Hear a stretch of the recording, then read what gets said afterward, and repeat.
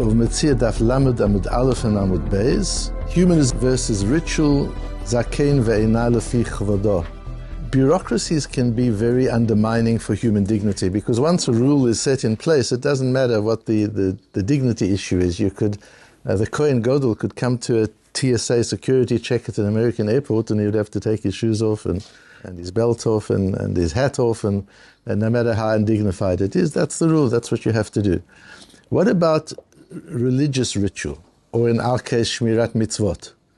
Is religious ritual and Shmirat Mitzvot a bureaucratic system that has to be followed to the letter of the law, irrespective of whether it undermines human dignity or not? Or is there allowance for human dignity? So in a very fundamentalist religion, you would argue that it has to be no space for human dignity, possibly even no space for human life. What the religion requires, that's what has to be practiced. There's a rigidity, there isn't the ability to be flexible and agile in any way at all. In a humanistic faith or religion, there's no real space for God. If human dignity is at risk, then human dignity will always come first. So God will always take second place to human dignity. That's what humanitarianism is. It puts the human being at the center of everything. Whereas in faith, in religion, and certainly in the Torah, Hashem is at the center of everything. And in a liberal, progressive society, even if the dignity of a dog is at stake, God will take second place or a back seat. Because an animal, the dignity of an animal comes first. Where do you draw those lines? And how does the Torah view a situation where there is a clash between human dignity and a mitzvah? And the classical case of it is in Brochus Daf Yud Tes, where Omar Rav Yehuda Omar Rav Hamotzi Kilayim bevigdo poshtan afilu b'shuk. Person is walking down the street in the middle of Tel Aviv or Times Square in New York, or a busy street in London or Paris, and he discovers that what he's wearing is shatnez. It's linen and wool mixed together. You're not allowed to wear them. He's not allowed to wear it for another minute. What do you do? You're in the middle of the street. What do you do? Says Rav Yehuda, in the name of Rav, you take your clothes off. What can you do? Here's a case of human dignity clashing with a mitzvah. And you've got to, the mitzvah comes first. We'll discuss in a moment why. Why? Because of the pasuk in Mishlei, Ein chokhmah ve'ein tvuna ve'ein eitzah leneged Hashem. When you're standing in the face of Hashem, you don't rationalize. And nothing is more important, and nobody's dignity is more important. If you feel yourself physically in God's presence, and that's what's important about Torah and mitzvot. We discussed yesterday how a Jew sees spiritual forces as physically, as realistically, as physical forces. You can damage my fountain pen not only by using it incorrectly or by dropping it on the nib onto the floor. You can damage my fountain pen by using it for something coarse, by using it for something that isn't allowed, by using it for something ugly. That can actually damage it. We understand. Certainly human beings can be damaged by ugliness. To understand and to appreciate that even an object can be damaged by a negative spiritual force, such as ugliness or certainly tumah. And for a Jew, this is real. This is not just a vague concept. A Jew feels it. He senses it. It's real for him. And so a Jew is always standing in the presence of Hashem. So if I'm standing in the presence of Hashem and Hashem is saying, get those clothes off, we would do it if the clothes were contaminated with radiation.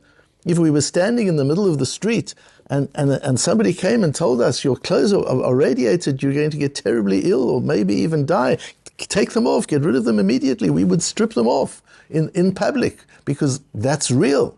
Well, shatnez is also real. Shatnez is radiation. Shatnez is you're wearing clothes that are radiated.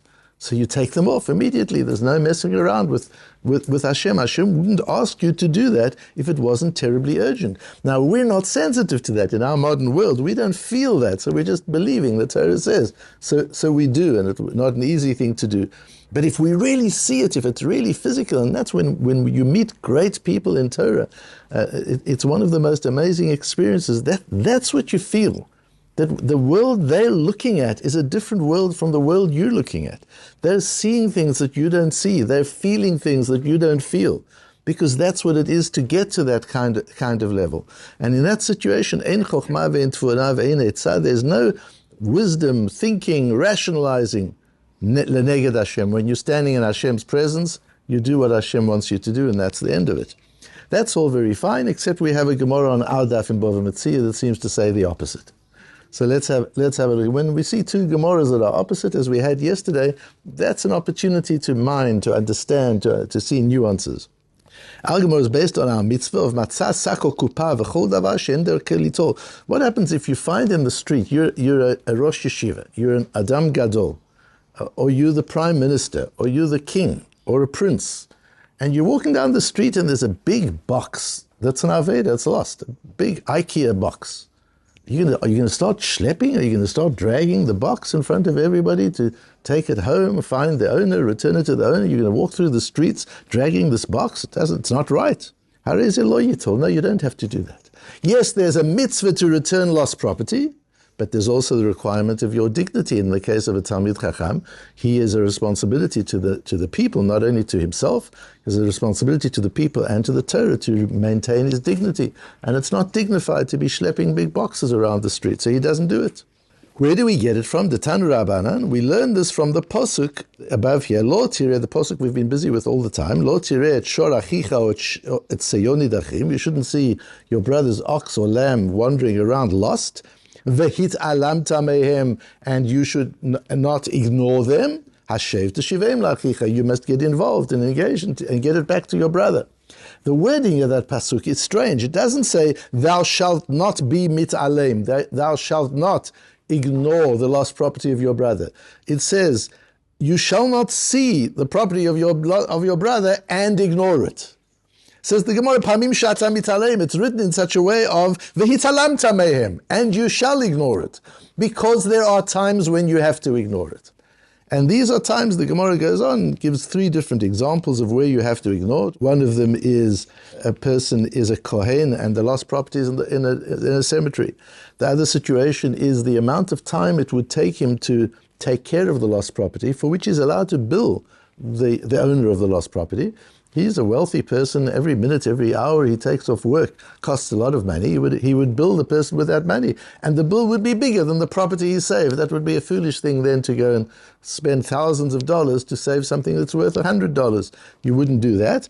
And the other one is Oshaya zaken ve'ina lefi kvodo. Person is a zaken. A person is either an older person with dignity or a zaken, a talmid chacham.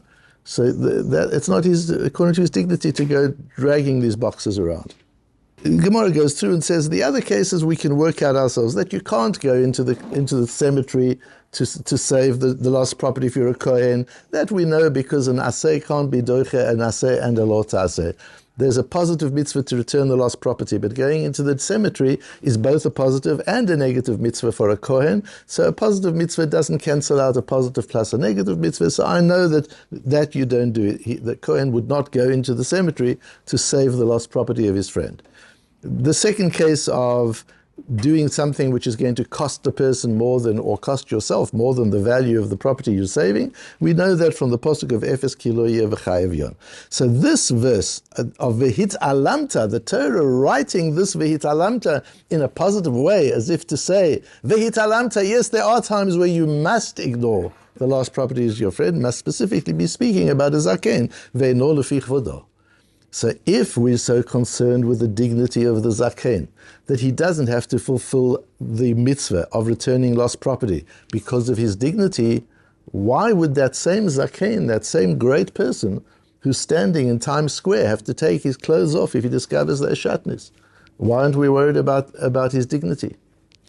Fortunately, I didn't have to sit and break my head to try and resolve these two different Gemaras, because the Gemara itself asks that question in Brachot, where the Gemara says, Tashma, v'hitalamta mehem. The Gemara in Brachos, the continuation of the Gemara that I bring at the top of the source read, the Gemara continues and says, okay, so you've got to take your clothes off if you're in a public place and you discover that they're shatnez, but what about this Gemara we've just had in Bava Metzia? Amai, lema in chochma ve'in tfuah ve'in etzel leneged Hashem. Why don't we say to this great Rosh Yeshiva who's standing in a busy road in Tel Aviv, and there's lost property, now he's got to decide, do I schlep this IKEA box down Dizengoff Street? Is that what I'm supposed to do?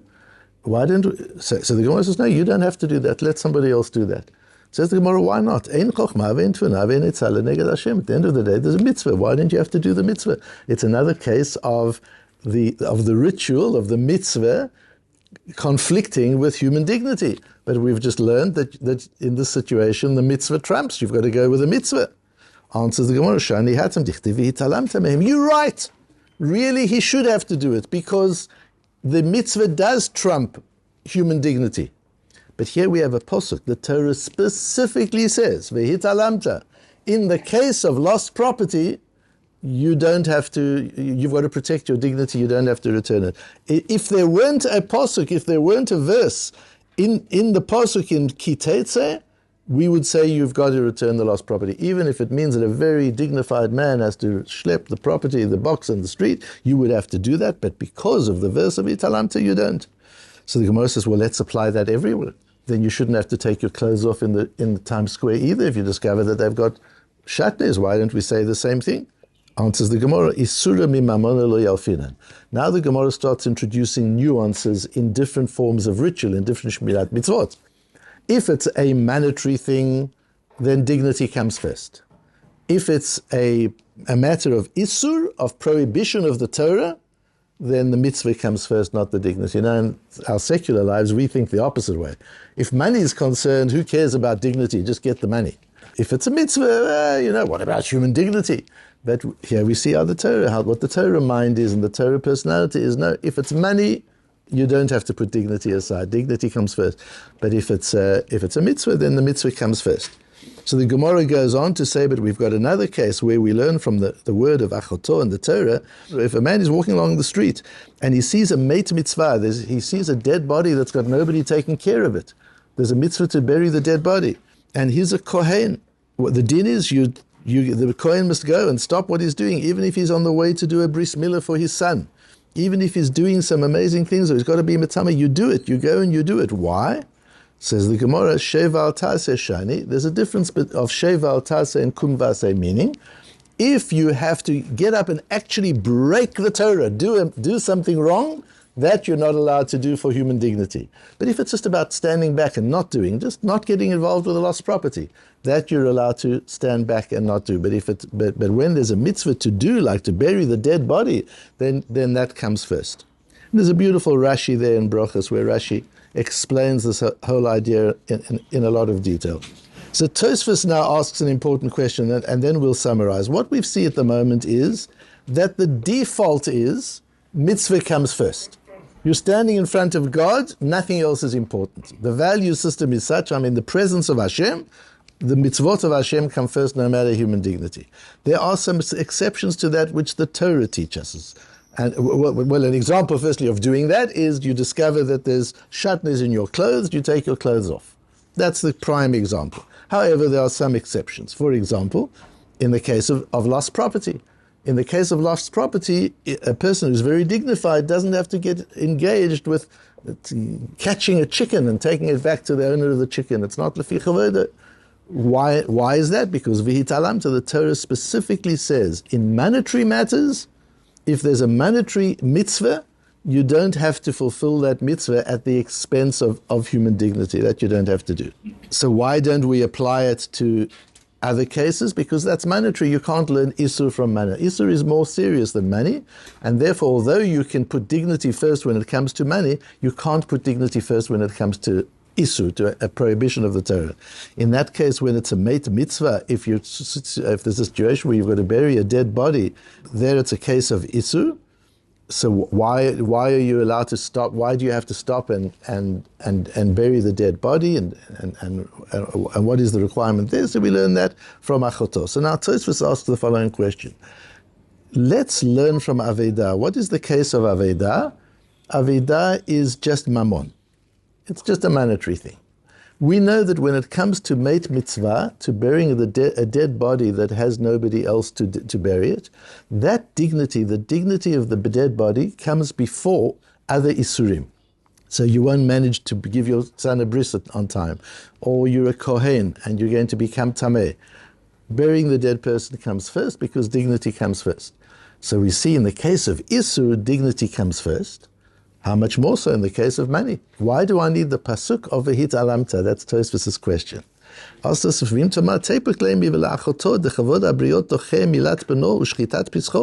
You're going to do your son's bris milah. You're going to bring a korban pesach. On the way you find a dead body that needs to be buried. You stop what you're doing and you bury the dead body. So you're not going to be doing the mitzvah because of the dignity of the dead body. Why don't we learn from there? How much more so for money? So certainly if that's the case with Isur, certainly it's the case with money. Says Tosfos, no, that's a specific Isur. We're getting even more nuanced. That's a dead body. Koved habriot demet mitzvah chamir tvei. That dignity is the most serious dignity of all, or indignity. We always worry about our own dignity. I've been insulted. I feel offended. How many times nowadays do you hear the word, I'm offended? The biggest offense is for a dead body not to be buried. Shemutal bevizayon, it's lying there in disgrace. Pen yasriach or yochler kelavim, it can go off, it can start decaying, and dogs can come and eat it. Terrible things. You stop everything. If a dead body, there's nobody taking care of a dead body, you stop whatever you're doing, no matter what mitzvah you're doing, and you bury the dead body because that dignity is serious. Asks Tosfos them and says, so why is kilayim so? In other words, Tosfos works out very beautifully that if kilayim was not a kumva aseh, if kilayim was a sheva al taseh, if kilayim were a passive mitzvah, then you wouldn't need a posuk. The reason the Gemara learns that you need a posuk for the case of wearing shatnez, of wool and linen in a garment, and you're in Times Square, that's because it's a kumva aseh. Otherwise, it seems we shouldn't need a posuk, or we wouldn't need a posuk. Why not? Why would we say the dignity comes first? Says Tosfos, Mishum da'arum havi genut uvizayon gadol. This is a terribly important phrase for our society, because nakedness, nudity, is a terrible disgrace of human dignity. That's what it is. And that's what our Tosfos says here in Bava Metzia. The Tosfos in Shavuos, Daf Lamed, I bring in brackets here, that is as undignified as a dead body lying unburied. Now, nowadays you've got to put, if you're showing a clip on social media or in public that could be offensive to people, you have to put what's called a trigger warning. You've got to say to people, you may be triggered by this, you may find it offensive. It's interesting, nudity that doesn't happen very often. You see nudity all over the place in certain parts of the world and in certain situations. A Torah soul finds nudity as undignified as a dead body lying unburied. And just if you were showing a picture of a whole lot of dead bodies unburied, decaying, you would have to put a trigger warning. So for nudity. And nudity doesn't mean total nudity necessarily. Nudity means any part of the body which should be covered and isn't covered. A sensitive person, a Ben Torah, finds that as insensitive, as offensive as a dead body lying there. That's why for those two situations, Koved Abrius comes first. If it weren't for the fact that in the case of Kilayim, in the case of the wool and linen garment, if it weren't that it was a kumva aseh, if it was just a sheva ba'al taseh, a passive mitzvah, without a question, you wouldn't have to take your clothes off in public, because human dignity is so important when it comes to nudity. Human dignity is so important when it comes to burial. Those are the two situations that we see in Tosfos where it's that important. So if we sum up, then the default is the mitzvah is more important than dignity. You don't put a human being before our relationship to God.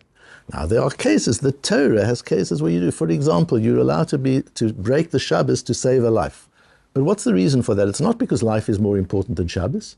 No, Shabbos is more important than life. The reason you can break Shabbos to save a life is because by breaking Shabbos to save the life, there'll be many more Shabbosim that can be kept by this person you're saving. So it's part of the honoring of Shabbat for which you break the Shabbat to save the life.